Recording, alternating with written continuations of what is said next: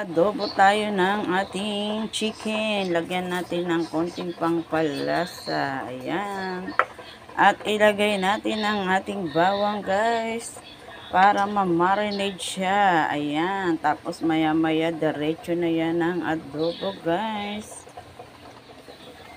Yan guys, lamas-lamas. Hindi na tayo magigisa, diretso na yan. Ayan guys, lagyan natin ng pamintang powder kasi hindi ako gagamit ng buong paminta dahil ayaw ng aking mga alaga. Lagyan natin ng garlic powder. Ayan, para mas malasa siya guys. Lagyan natin ng soy sauce, toyo guys. Ayan. Mekos. Ayan guys, pakapitin natin yung ating soy sauce sa ating ia-adobo. Ayan guys, kalahating kilo lang yan guys. At meron tayong nilalagang egg. Ayan. Diba guys? And guys, lagyan natin ng isang scoop na sugar. Ayan, kasi gusto ng aking mga alaga ay ang aking mga anak ay matamis-tamis. Ayan. Mix natin yan. Ayan ang ganyan ng ano ko guys. Pagka-adobo ko. Pero maraming klase ang paggawa ng adobo guys. Ayan. Marinate muna natin siya guys. Maya-maya 10 minutes ay palutuin ko na yan. Chicken adobo na may sabaw-sabaw guys kasi naghahanap ng sabaw yung aking alaga.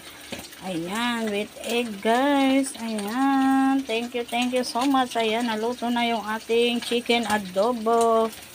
Thank you everyone. Ayan, ang ating chicken adobo. Tara na, isandukin na natin yan chicken adobo na yan. Lagay na natin sa ating lalagyan. Ayan, thank you so much. Ayan na guys, ang chicken adobo ni Nanay Lynn guys, na may sabaw-sabawan guys, kasi naghahanap ng sabaw yung aking alaga. Ayan, thank you so much. Bye-bye guys, pa-like and share naman ng ating mga multing video. God bless you everyone. Ang ating menu for today, ayan, gigisa natin yung ating balatong. Yummy. Ayan, pinalambutan ko na siya guys. Ayan ang ating sahog, 5 pirasong hipon.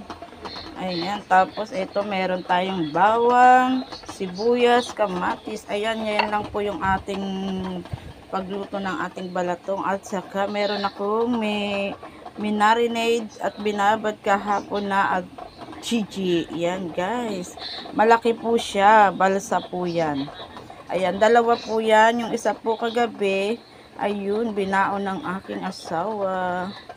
Ayan ang ating, tara, mag-ready na tayo guys ng ating ginisang balatong with fried daing. Ayan, ready na guys. Ayan, kaunti lang po siya guys. Ayan, isang tasa lang din yan pag naluto guys. Kaunti lang po yan guys. Bali yung ating 1/4 po ay tinatlo ko yun. Guys, ayan na po yung ating finish na. Ayan, ang ating gulay. Yummy. Ang ating ginisang balatong with cream. Ayan, lapot-lapot siya guys. O, diba? Ayan, ang ganyan ang gusto ko sa balatong guys, yung malapot. Tapos ito na yung ating fried daing. Ayan na guys, sinali na natin sa isang mangkok ang ating ginisang balatong guys. Ayan, ito na yung ating fried fish na daing guys. Ayan, thank you for watching guys sa aking mga menu for today. Yummy.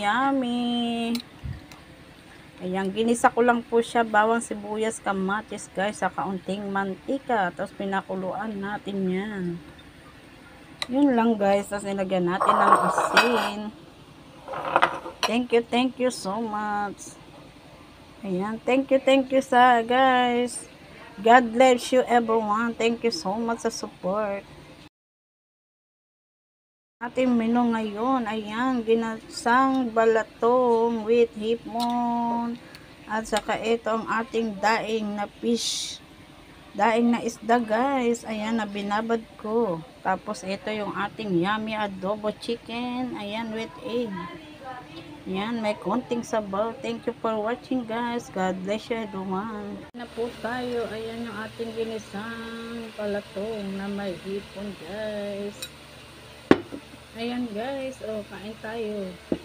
Tapos guys ito yung daing na harap. Sobrang init na. So yummy ang ating ulam. Ito yung ating chicken adobo guys, mga bata.